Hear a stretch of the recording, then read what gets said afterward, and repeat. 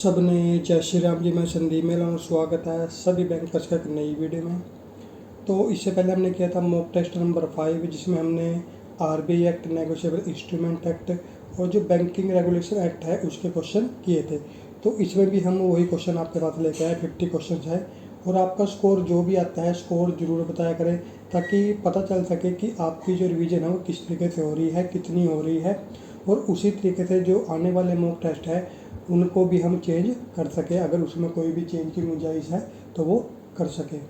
और अगर आप चैनल पे पहली बार आए हैं तो चैनल को सब्सक्राइब जरूर कर लेना, क्योंकि यहाँ पे आपको जो कंप्लीट सिलेबस है बैंक प्रमोशन एग्ज़ाम का, चाहे वो आपकी सब क्लरिकल टू जो क्लर्क हो या फिर आपकी जो स्केल 1 हो, ठीक है, ऑफिसर हो, कुछ भी हो, तो आपका सारा का सारा सिलेबस यहाँ पे बिल्कुल फ्री में कराया जाएगा। और साथ में जीआईबी सीआईबी की भी आपका बहुत जल्दी इसमें स्टार्ट होने वाला है। तो चलिए शुरू करते हैं। तो देखिए, फर्स्ट है हमारे पास mock test number 6। Question first है, protection is not available to paying banker in case of, यानी कि पेइंग बैंकर को किस केस के अंदर जो प्रोटेक्शन नहीं प्रोवाइड की जाती। फर्स्ट है forged signature of drawer, forged but regular endorsement on order check, material alteration through it was not apparent, या फिर all of the above। तो आंसर हमारे पास क्या हो जाएगा, forged signature of drawer, यानी कि आंसर ऑप्शन 1 हो जाएगा हमारे पास, forged signature of drawer। अगर रेगुलर एंडोर्समेंट है उसमें तो प्रोवाइड होगी, मटेरियल अल्ट्रेशन भी प्रोवाइड होती है। कब नहीं प्रोवाइड होती, जब forged signature of drawer के। नेक्स्ट है, for any payment to be treated as payment in due course it should be, यानी कि किसी भी पेमेंट को हम पेमेंट इन ड्यू कोर्स कब मानेंगे, जब इन गुड फेथ और विदाउट नेग्लिजेंस, गुड फेथ में की गई, विदाउट नेग्लिजेंस की गई हो, as per the apparent tenor of the instrument, यानी कि जिस तरीके से जो इंस्ट्रूमेंट दिख रहा है उसी तरीके से वो पे किया गया हो। थर्ड ऑप्शन है to a person in possession of instrument, यानी कि उस पर्सन को जिसके पास उसका पोजेशन हो, under circumstances which do not afford reasonable ground to believe that it is not entitled to receive payment of amount mentioned in the instrument, यानी कि ऐसा कोई भी रीजनेबल ग्राउंड ना हो जिससे पता चले कि ये जो पर्सन है जो होल्डर बन के आया है उसके बाद ऐसा कोई टाइटल नहीं है कि उसको पेमेंट ना मिले, या फिर ऑल ऑफ द अबोव। तो आंसर हमारे पास क्या हो जाएगा, ऑल ऑफ द अबोव। ये सभी काम जब होंगे तो उसको क्या बोला जाएगा, payment in due course. Next है हमारे पास question third, which of the following can't be payment in due course, इनमें से कौन सी पेमेंट है जिसको हम पेमेंट इन ड्यू कोर्स नहीं बोलेंगे। ऑप्शंस हमारे पास हैं, payment of cheque dated on 12/6/2020 on 5/6/2020, यानी कि 12/6/2020 का चेक है, यानी कि उसके ऊपर डेट लिखी गई है 12/6/2020 और 5/6 को उसको पे कर दिया गया है, ठीक है। तो ऐसा तो होता ही नहीं, तो ये तो पेमेंट इन ड्यू कोर्स होगा ही नहीं। दूसरा, payment of A crossed cheque across the counter. अब आपको पता है कि जो क्रॉस्ड चेक होता है वो काउंटर पे जो पे नहीं किया जाता, तो ये भी नहीं आपके पास होगा। नेक्स्ट है, payment of cheque favouring school to the bearer, यानी कि एक चेक की पेमेंट कर दी जाए जो कि एक स्कूल के फेवर में कर देगी, जो कहता है टू दी बैरियर, ठीक है, तो ये भी नहीं होगा हमारे पास। उसके बाद ऑल ऑफ दी अबोव, यानी कि आंसर क्या आ गया हमारे पास, ऑल ऑफ दी अबोव, यानी कि इनमें से कोई सा भी अगर होगा तो वो पेमेंट इन ड्यू कोर्स नहीं होगा। नेक्स्ट है, अब यहाँ पे देखिए हमारे पास कुछ केस स्टडी हम करेंगे, तो यहाँ पे आपको बहुत अच्छे तरीके से जो क्लियर हो जाएंगे, जो भी आपका इसमें कन्फ्यूजन होंगे तो वो आपके बहुत अच्छे से यहाँ पे क्लियर हो जाएंगे। तो क्वेश्चन 4 है, ए चेक डेटेड 31/11/2019, यानी कि एक चेक के ऊपर 31/11/2019 डेट लिखी गई है, is presented for payment on 30/11/2019, the cheque will be paid on, और उसको 30/11/2019 को लेकर आ गया कि तो क्या वो पेमेंट चेक जो पेमेंट है वो की जाएगी। ऑप्शन हमारे पास है, paid if otherwise in order, यानी कि पे कर दिया जाएगा अगर वो ऑर्डर में होगा, return with reason refer to drawer, या फिर रिटर्न कर दिया जाएगा कि refer to drawer, return with the reason impossible date कह के वापस कर दिया जाएगा, या फिर can't be paid can be paid on after 1/12/2019, यानी कि देखिए क्या था, 31/11/2019 का जो चेक आया है। अब 11 महीना कौन सा होता है, नवंबर में होते हैं 30 डेज, ठीक है। तो यानी कि जो ये डेट है ये यहाँ पे गलत लिखी गई है चेक के ऊपर। तो हमसे पूछेगा कि इस केस में क्या होगा, ठीक है। तो इस केस में देखिए होगा क्या, ऑप्शन फर्स्ट आ जाएगा कि paid if otherwise in order, यानी कि उसको पे कर दिया जाएगा, अगर वो ऑर्डर में होगा तो उसको पे कर दिया जाएगा। ये आपने पढ़ा था कि अगर इम्पॉसिबल डेट आ जाती है तो उस चेक की पेमेंट जो है वो एक दिन पहले कर दी जाती है। तो यानी कि 30 तारीख को वो पेमेंट कर दी जाती है। उसके बाद नेक्स्ट है, an account was open with the bank of, एक अकाउंट ओपन किया गया बैंक के साथ 18/10/2020 को। ए चेक डेटेड 19/9/2020 और एक चेक है आपके पास आया है 19/9/2020 का।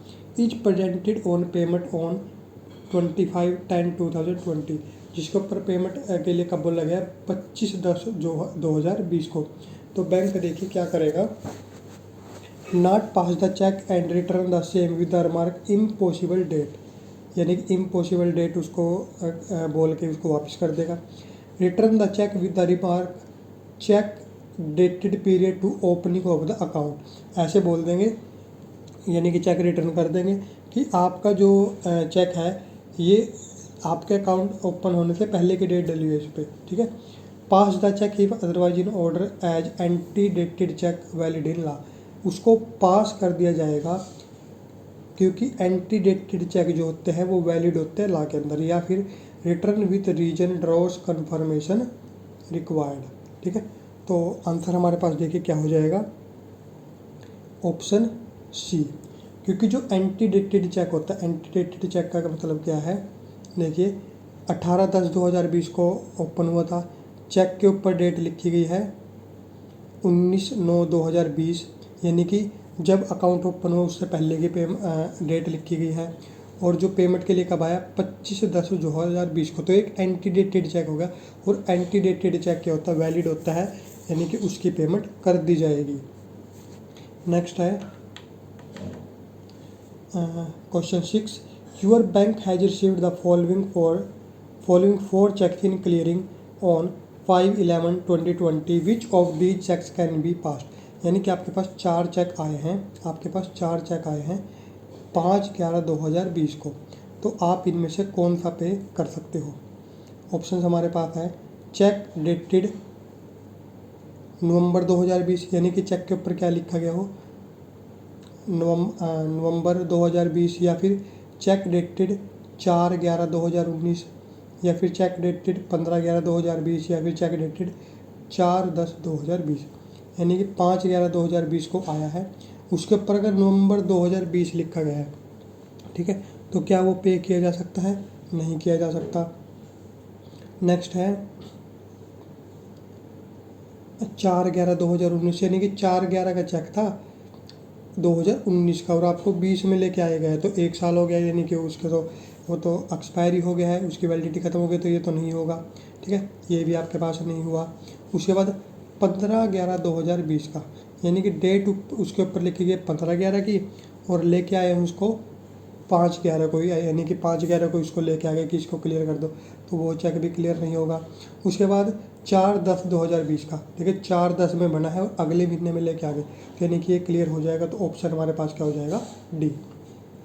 नेक्स्ट है, विच of the following can be a valid instrument, इनमें से कौन सा एक वैलिड इंस्ट्रूमेंट होगा। ए एंटी डेटेड चेक, ये तो हमने अभी पढ़ा रहे होता है। A post dated cheque, a stale cheque validated by the drawer under his full signature, या फिर all of the above. Option हो जाएगा ऑल ऑफ द अबोव, क्योंकि एक एंटी डेटेड चेक भी वैलिड है, पोस्ट डेटेड चेक भी valid है, और एक स्टेल चेक है जिसको रीवैलिडेट किया गया ड्रावर के द्वारा अंडर हिज फुल सिग्नेचर, तो वो भी दोबारा रिवैलिडेट किया गया, तो वो भी यानी कि एक वैलिड इंस्ट्रूमेंट होगा, उसको भी पे किया जाएगा। नेक्स्ट हमारे पास आता है question 8, in your bank to avail cheque book facility, आपके यानी कि आपका बैंक है उसमें चेक बुक फैसिलिटी लेने के लिए in saving account customer is required to maintain a minimum balance of 100,000 rupees, यानी कि उसमें चेक की फैसिलिटी लेने के लिए कम से कम 1,000 रुपये अकाउंट में होनी चाहिए। You receive A check drawn by A saving account, आपके पास एक चेक आया है सेविंग अकाउंट होल्डर का जिसके ऊपर लिखा गया 1000 रुपये। When the balance in the account is 1000 rupees under these circumstances, यानी कि देखिए सीधा सा क्या है कि आपका बैंक है, उसके अंदर एक चेक आया है और उसके अंदर एक कंडीशन है कि कम से कम 1000 रुपये रखने होते हैं कस्टमर को, तब जाके उसको जो चेक की फैसिलिटी मिलती है। आपके पास एक चेक आया है सेविंग अकाउंट का 1000 रुपीज़ का और अकाउंट के अंदर भी 1000 रुपीज़ है, तो बैंक क्या कर सकता है, देखिए you must pay the cheque, जो चेक है वो पे कर दिया जाएगा। If otherwise in order at the balance in the account is sufficient, यानी कि बैलेंस सफिशिएंट है तो पे कर दिया जाएगा। You should return the cheque, cheque return कर दिया जाएगा। With reason funds insufficient, fund insufficient बोल के, इनसफिशिएंट का मतलब क्या है देखिए यहाँ पर, यानी कि इनसफिशिएंट क्यों बोल रहा कि 1000 रुपये उसमें रखने होते थे, तो 1000 रुपये का चेक आ गया, अगर चेक लग जाएगा तो बैलेंस कम रह जाएगा।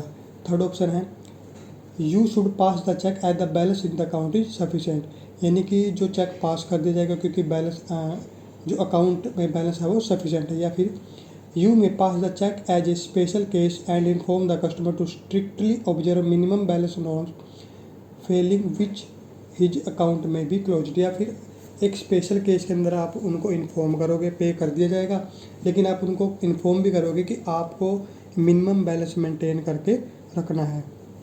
तो देखिए क्या होगा, आपके पास इसमें हो जाएगा अकाउंट, अगर देखिए सफिशेंट है,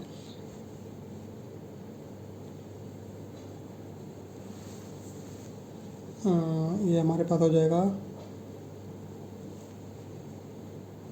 यानी कि चेक पे कर दिया जाएगा। You should pay the cheque at the balance is sufficient, यानी कि बैलेंस अगर सफिशिएंट है तो चेक जो पे कर दिया जाएगा। इनसफिशिएंट फंड नहीं था तो ये भी नहीं होगा, ठीक है, ये भी नहीं होगा कि you must pay the cheque otherwise in order balance in the account.